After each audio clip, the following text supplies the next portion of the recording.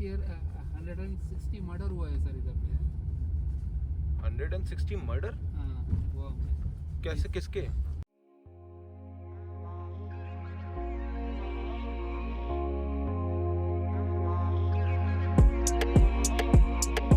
Body body छोड़ के या तुझको पसंद मैंने, मुक्ति मिले जो तेरे साथ की जतन मैंने, कोई भी निभाती मुझे माँ की कसम, लगे तू ही साथ तू ही मेरी क्वीन, हम कसम लगे तेरे, एक प्यार मेरा वतन एक तू है, बाकी खड़े हैं मैदान में सारे एक तरफा बथेरे, मैं तेरे साथी गेड़े और तेरे साथी फेरे और तेरे साथी टाइम निकालूंगा जैसे वेले, बर्बादी में खुश हम साथी में लुप्त, हाँ निकाले वो चीजें भी जो थी कभी गुप्त, हाँ एहसास मेरा लाजमी. Hi guys, what's up? This is Sparsh aka Sparrow. Welcome to my first travel documentary. This is chapter 1 and chapter 1 is about Goa. So although it is a hip hop music channel, I make music also. If you're vibing with the music in this intro, that's actually my own track, unreleased. You're hearing it here first. To listen more of my songs, subscribe and check out my channel. But for now, let's stick to Goa. Everyone has an opinion about Goa. Either it's the best place in India or it's overrated, overpriced and overcrowded. I'd heard both sides. This was actually my third time here. I first came in 2019 and I still remember what that felt like. Cheaper, more raw, more real somehow. In 6 years, a lot has changed. Prices have gone up, not a little, a lot. The scams are more organized now. The tourist traps have gotten smoother. Goa basically figured out how to extract money from you more efficiently. A lot of people think that Goa is all about parties, clubs, beaches, bikinis. But not actually. Goa is really a lot more than this. Goa is also about prayers in the beautiful churches, quite cozy bakeries with world-famous desserts to try, beautiful buildings and Portuguese architecture. We'll definitely talk about this along with the entertainment part as well. But although I've seen the good side of Goa, what could make me think about the question? This video has a title of 3 trips, 6 years, and I still couldn't fully answer the one question everyone asks before going, is Goa even really worth it? So let's together find this out if it really is or not.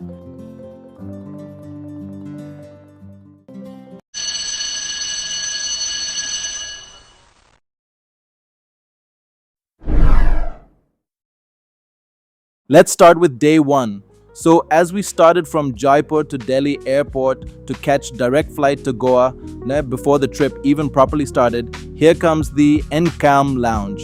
If you've never been to an airport lounge, this is the version that makes you never want to go back to sitting at a regular gate again. Although they have a full course meal to offer with beverages and all but the desserts first, because obviously, I don't know what it is about airport desserts, but they just hit different when you know you're about to go somewhere. Something about eating well before a flight feels like the right way to start a trip, although airport lounges are overcrowded these days. But what actually makes Encom worth visit for comfort is that window view. Encom has these floor-to-ceiling glass panels where you can literally watch the runway, planes taxiing, taking off, the whole operation happening right in front of you while you're sitting there with your food. It's the kind of thing where you forget you're in an airport. Then boarding, takeoff, and that first view of the runway from the window. Okay, I'll be honest, that's what I am not a big fan of. I used to get a bit uncomfortable in flights, especially the small ones, but it is what it is.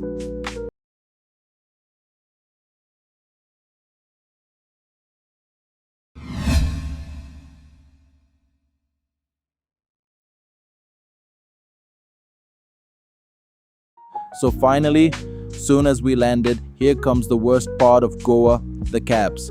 We booked through Make My Trip and the driver seemed nervous and wanted us to settle fast because he knew the local cab drivers have found this cab came through an online booking app.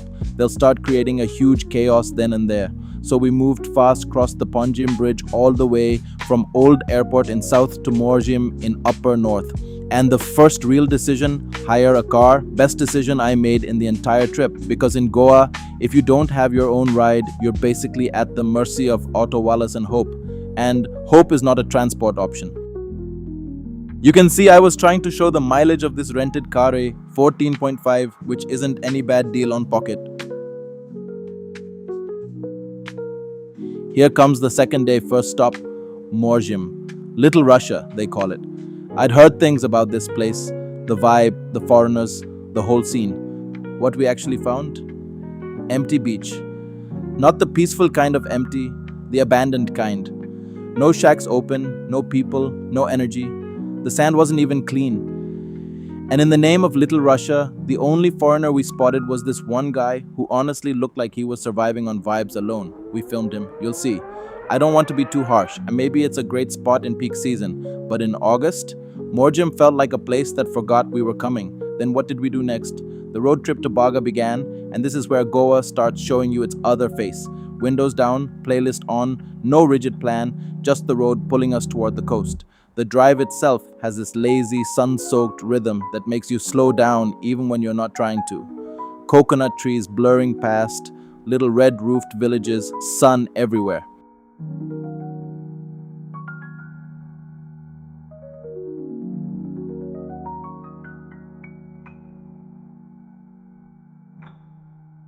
And to people who haven't visited Goa yet, this is how every local store has beer on their shelf.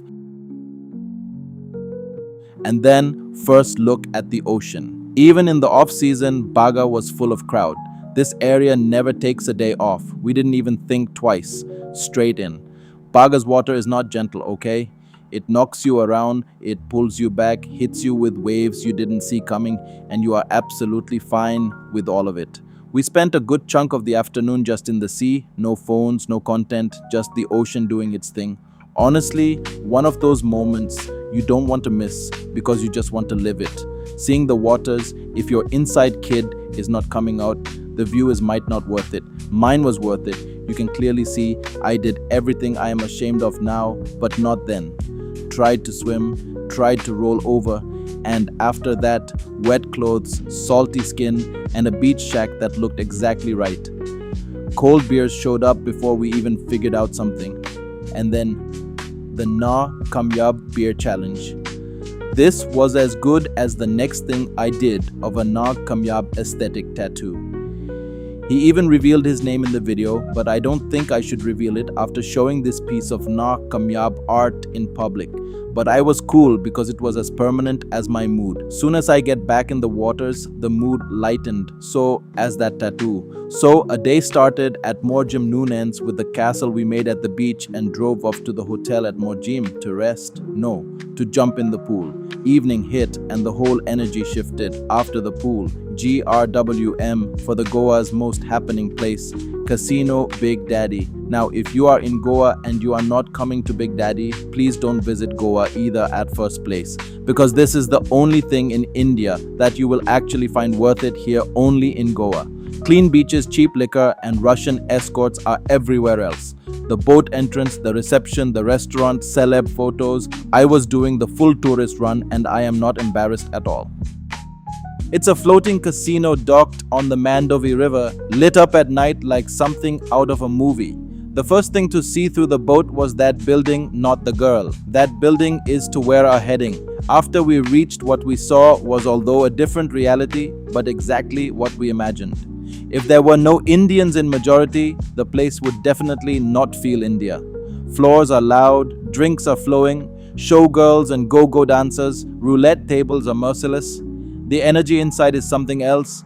However, they stop you from recording or taking even a single picture inside the casino area. What we saw first was a dancer literally doing the perfect actual pole dance we rarely see in our country. And we knew some casino games, so we couldn't hold it and got to the different casino game tables. That's when we saw how a dead man rise from ashes and what he would feel merely in those 5 to 6 hours. Rollercoaster ride, but with a small win at the end. Before the win, we had our dinner at this restaurant, which was literally overcrowded as casinos don't have off-season. Calm, composed, all the excitement turned to tiredness at around 4 a.m.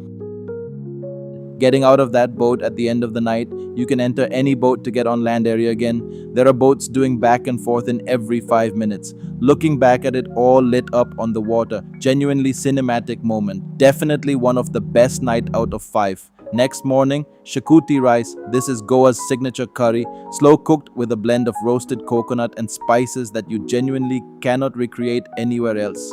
Almost all local small restaurants are worth a try. Then road trip again, and this drive was different, quieter, more intentional. the kind of road where the road narrows and the trees close in overhead like a canopy. We pulled over a couple of times just to stand there and take it in. Some views don't need content made out of them, they just need a minute.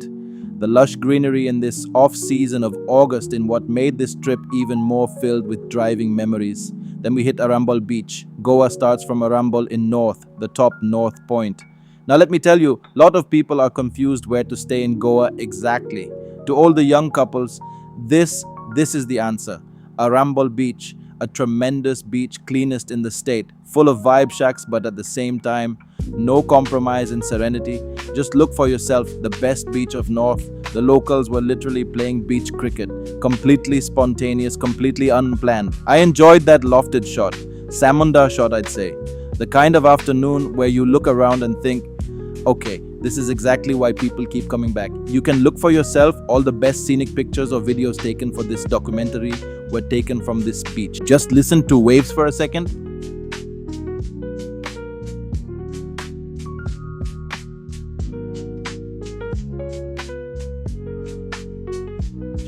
Then this special, very special candlelight dinner became one of the most highlighted memory of this entire trip.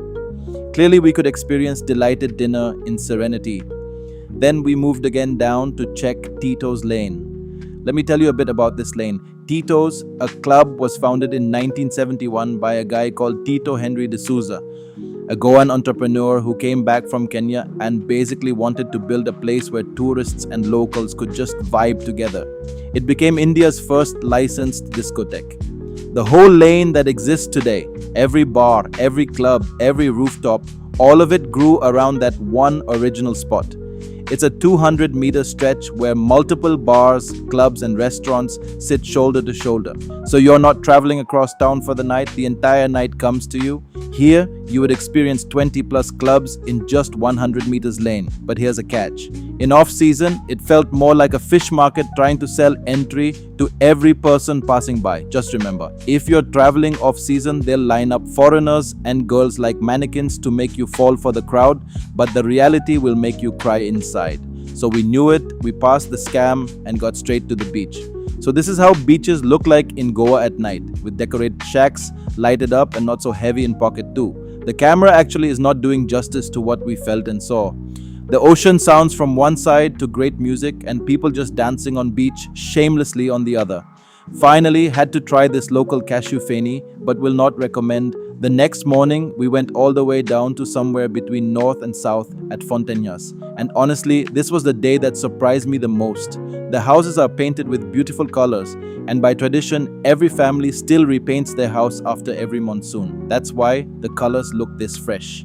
The street we walked and found one of the most popular bakery of Goa, 31 de Janeiro, is named after the day in 1640 when Portugal got independence from Spain. Little, cozy and aesthetic vibe with a beautiful chandelier bakery. Would not be surprised to see why this is the most famous bakery of Goa.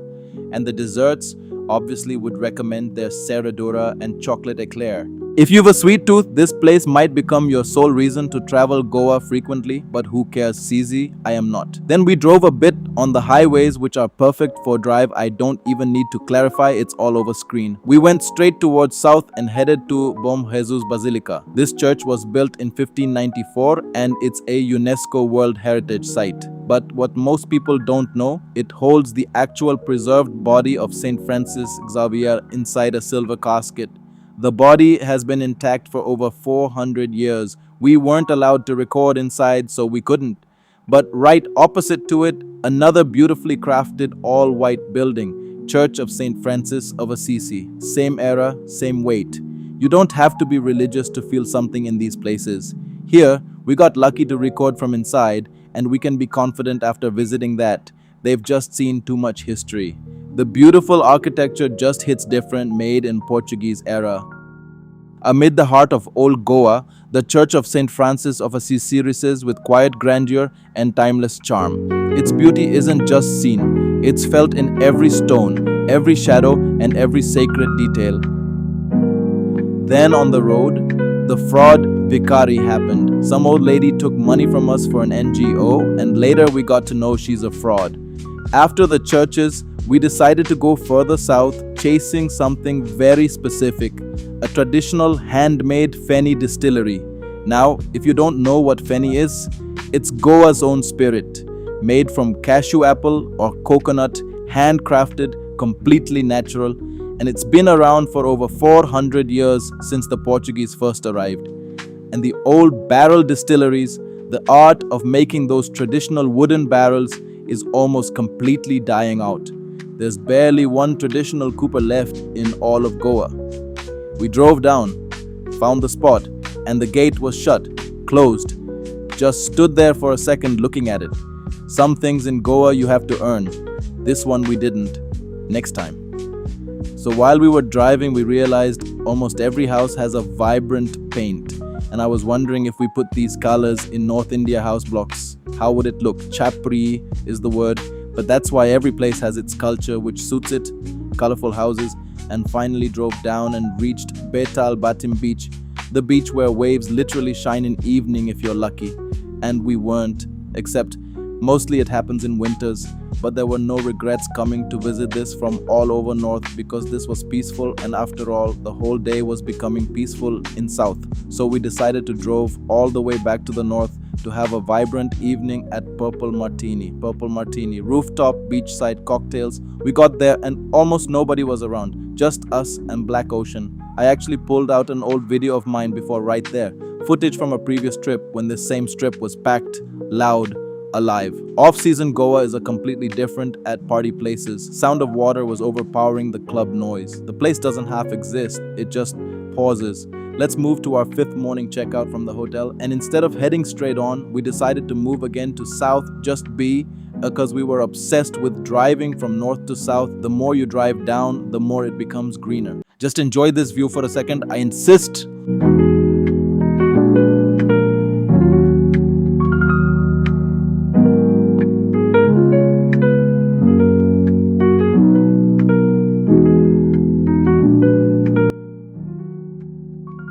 Took a ferry south to Diva Island. The ferry costed 7 rupees, and that too for a 4-wheeler. 2-wheelers price might be even less. There's something about being on the water in Goa that just resets you. Soon as we entered Diva Island, the first thought was, this place is almost like we're driving in something like mini New Zealand. But now I want to be very clear about something. Diva Island is genuinely beautiful. Narrow roads, green everywhere, old houses, the kind of quiet that cities can't manufacture, no doubt about that. But there's also something about this island that I can't fully explain. There was an energy there that was hard to place. The place we decided to visit took a driving challenge out of us, and finally, with the narrowest roads to drive, we reached at our first stop, the Saptakoteshwar temple. And this place has a wild history that most people don't know. The temple's roots go back to the 12th century. It was the deity of the Kadamba kings, built originally right here on Divar Island. The Portuguese demolished it in 1560, used the sacred shivling as a well shaft, and built a chapel on the same spot. Locals secretly smuggled the shivling out. And then in 1668, Chhatrapati Shivaji Maharaj personally ordered it to be rebuilt at Narve, and you can still see his inscription above the temple entrance today. Standing there knowing that story, it's not just a temple, it's a survival story. Eventually, we found out, after the fact, that the island essentially closes at 4 p.m. No tourists are supposed to be there after 4. They actively suggest you to leave. The Church of Our Lady of Piety, which is stunning, genuinely. But standing there alone on that island, the silence around it, no crowd, no tourists, just us and this old church. It was a lot, beautiful and unsettling at the same time. The kind of quiet that makes you a little too aware of yourself. And actually, it's a horror site of Goa as well. So there was a food stop just after crossing, Navratna. If you are vegetarian and you're in Goa, Navratna is your place. Full stop. It's a veg chain and you will find it everywhere across Goa. So there's no excuse to miss it. Their kolhapuri is something else. best vegetarian meal I had in the entire trip. Non-vegetarians, you might want to rethink your choices for one meal. Checked into La Maison in Fontainhas for the night, and we got seriously lucky here. La Maison is one of the most beautiful buildings in Fontainhas. Old Portuguese architecture, character in every corner, the kind of place that photographs itself. And we found it at around 3,200 rupees a night, which honestly felt like a steal for what it is. The street outside was equally great.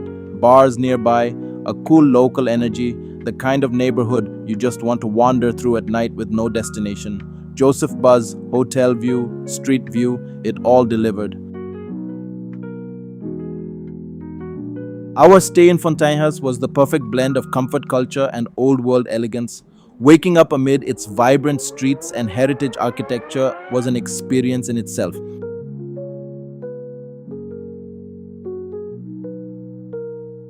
Then in the evening, destination was Casino Strike, a chain of Big Daddy. Look, I'm going to be completely real with you. The entrance was great, the energy was incredible, the shots were good. The restaurant area had this stunning vibe and dance show for the guests. This was my second time at this casino, but today something worst happened. I literally lost a good chunk of amount, almost equal to what the whole trip of a week costed.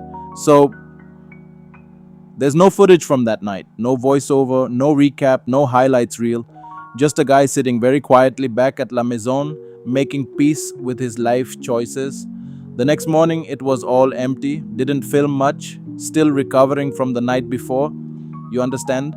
One last night at the beach, Morjim, and we realized Morjim is not bad at all. While recovering from the last night trauma, we sat, quietly played Cross Zero on the sand at different energy completely from the morning we first arrived. And then the cab ride part starts, driver's conversation you have been waiting for. Listen for yourself answering the question. मतलब peak season में भी अब tourist आ नहीं रहा है अब।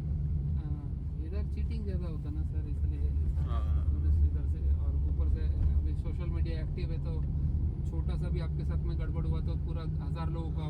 Last year 160 murder हुआ है सर इधर पे। 160 मर्डर? हाँ, गोवा में। कैसे, किसके? टूरिस्ट मतलब लोकल्स ने किए? हाँ, बोल सकता है जो बार एंड रेस्टोरेंट चला रहा है तो। अच्छा, मतलब यहाँ के जो बिजनेस करते हैं। हाँ, वो लोग अभी टेबल पे बैठे हो, समझो 8-10 लड़का लोग बैठा है या 10-12 लड़की लोग बैठा है या लड़का लड़की मिक्स करके ग्रुप में बैठा है। आप एक बियर मंगा लिया तो आपका बिल कितना जाएगा बोलो? चलो 100 का बियर 300 भी लगाएगा, मतलब 1000 2-3 हज़ार बड़ा, बहुत बड़ा बिल। 1000 अभी समझो 5000 भी कर दिया, आपका 50,000 1.5 लाख तो बिल नहीं होएगा ना। हाँ। अभी 50,000 रुपये का बिल 1 लाख का बिल बना के लाके दे देगा आपके हाथ में, ए भरो इसको नहीं तो तुमको छोड़ेगा नहीं। तो ऐसा टाइम पे क्या करेगा आप बोलो? तो उसी चीज में मर्डर भी हो गए। हाँ, अभी टूरिस्ट एक सीधा नहीं आता है ना, वो बंदूक लेके आता है। तो साले तू इतना बड़ा बिल मेरे को लगाएगा, सीधा हेडशॉट दे दिया उधर से। उसका एक आदमी ने देखा कि तू हमारा मैनेजर को मार दिया, वो गन निकाला, उसको शूट कर दिया। हाँ, तो ये ऐसा शूटिंग में 160 मर्डर हुआ है लास्ट ईयर। एंड ज़्यादा करके Delhi, Haryana and south India, ये 3 लोगों के साथ में ज़्यादा हुआ है ये इंसिडेंट। उसके बाद में जिसने अपना फैमिली का मेंबर लॉस किया, हाँ। न्यू ईयर और क्रिसमस पार्टी में ये सब कांड हो गया इधर पे। बहुत ज़्यादा हो गया इस साल, रिकॉर्ड ब्रेक हुआ, नहीं तो ऐसा कभी भी नहीं होता है। इधर का न्याय हो गया बोलो।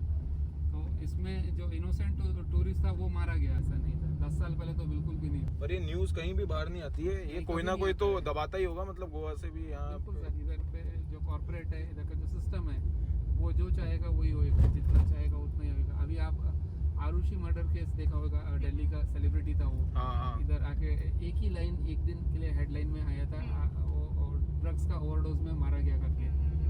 अरे हमको एक सिंपल चीज़ बोलो, जो आदमी दारू पीता है ना, ड्रिंक लेता है, उसका 30 पैक का 32 ml का पैक नहीं बनता है कभी उसके हाथ में, एक 30 ही बनेगा।